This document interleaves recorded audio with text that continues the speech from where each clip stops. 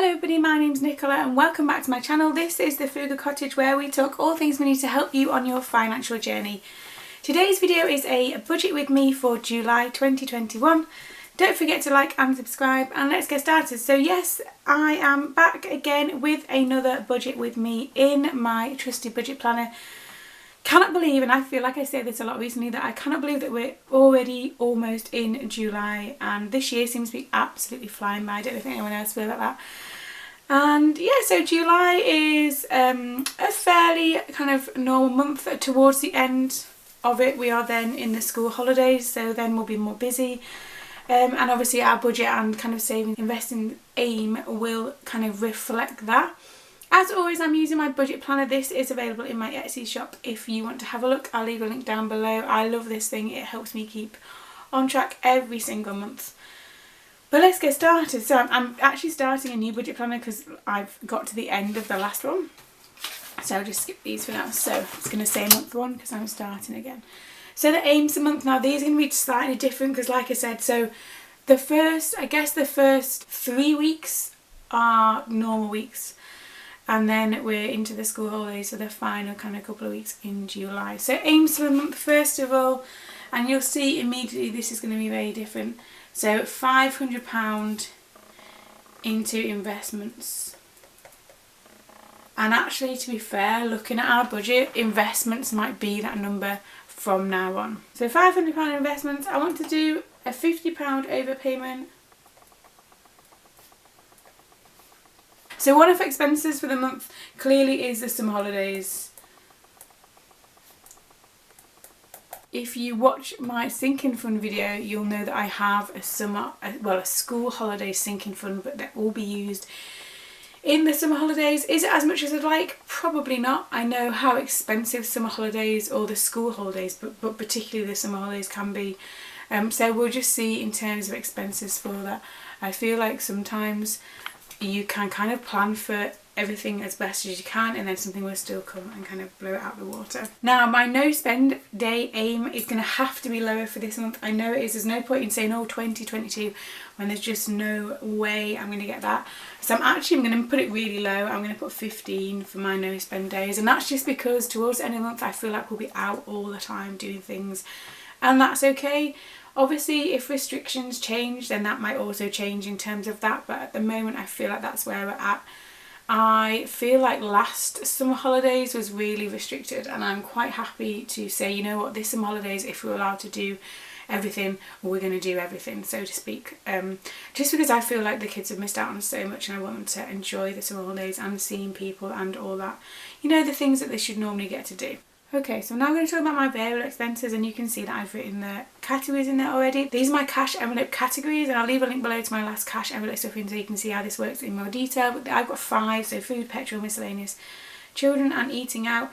Now again, because of just the general how I think July is going to go, I feel like actually some of these need to be increased for the month, which is not ideal. I know that our budget can be fairly tight anyway, so obviously having an increase isn't great. But it's just being realistic is the key there. And obviously, because of the way we do this, it can be slightly flexible. It just means that other goals for kind of July and August might need to take a step back a bit. And that's, you know, we know that as well. That's okay. And then back in September, when things are back to school, back to nursery, whatever, then we can kind of ramp those up again. Does that make sense? So food-wise, I feel like actually I'm going to put this up slightly. I'm going to put it up to £280. £280 for food. That probably will do okay. It just depends on how many extra things we end up, or when I say we, it's me, how many extra things I end up buying. Petrol, so again, this is something that I feel like this category is going to go up this month because we'll be travelling more places. I'm going to actually put that up to £200. Now our petrol is normally £120 a month as our budget. Obviously that's a significant increase. But I know for a fact we're going to be doing day trips, we're going to be travelling more places, and also towards the end of July we are going on holiday to Scotland for a week, and obviously, you know, we have to get there in the car, so even in terms of petrol for that will come under this. Miscellaneous, I'm going to stick that at £100. That should be fairly easy to stick to. Children, so they're going to stick at £100 for now. But I do have that summer holidays or school holidays sinking fund that I'm also going to use, and let's be honest, most of the time it's going to be used on things that we're doing with them. But that's what that sinking fund is there for. It's there to be spent in the holidays when they're off, so that's okay. Eating out's a tricky one as well, because I feel like we might end up eating out more often. So actually I'm going to also put that at £100, and that seems like such a big amount in comparison to normal. So what does that equal out? So that's £780 in variable expenses. That's the highest that's been in ages. But, you know, it is the month where it's going to be more expensive, and that's okay. Investments, because you can see that underneath there. So investments is going to be £500, and if I get that this month, I'll be really pleased. I just have a feeling that it's going to just be really expensive this month. So I move this across. So sinking funds, again, these are the things that might have to take a step back. And it's just tough because my budget doesn't stretch in all directions where I want it. So I'm going to put £20 in Christmas, £10 in school. I think that's pretty much done. £20 in car, and if I have any, I'm going to put £10 in Mulberry, and that's it. So that's £60 in sinking fund, which isn't as much as I'd like, I'll be totally honest, but that's just how it is this month. I might not even get to put any in the Mulberry fund, but we'll see. I'm getting close to being able to afford that, and I cannot wait. I cannot wait to buy it. I sent a link to my friend the other day saying, look, this is what I'm saving for. Like, how beautiful is this? And she totally agrees. But yeah, and then the final one underneath there is mortgage overpayment, which I'm going to put at £50. And they are my kind of different categories for the monthly budget done. So turning over, I don't need to use those yet. So no spend day tracker. What did I say my aim was? 15. 15 no spend days there. I love tracking no spend days. Honestly, I know some people don't like them, and that's fine. You have to work out what is right for you. Obviously, personal finance is personal for a reason. You need to find out what works, but this works for me.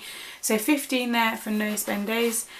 Don't need to fill in any of these because I've not got to spend them yet. Extra income. So I am tempted to do a car boot sale, but we'll see how it goes. That will go in there if I do. And yeah, I feel like I'm going to be really busy this month, so extra income probably, in terms of this doesn't include my blog stuff or YouTube stuff or anything like that. Probably isn't going to be on the agenda really this month. And then the final thing to figure out and to fill in, so my savings aim, so this is the investment aim, so that is £500 this month.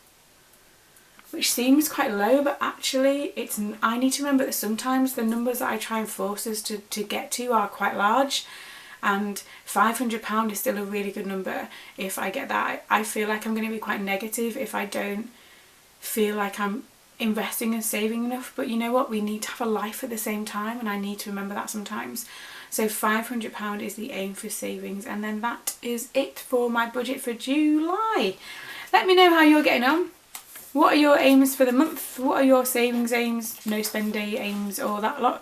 Like I said, I'll leave a link below to this budget planner in the description below if you want to have a look at that. And yeah, as always, thank you for watching. Don't forget to like and subscribe, and I will see you again very soon.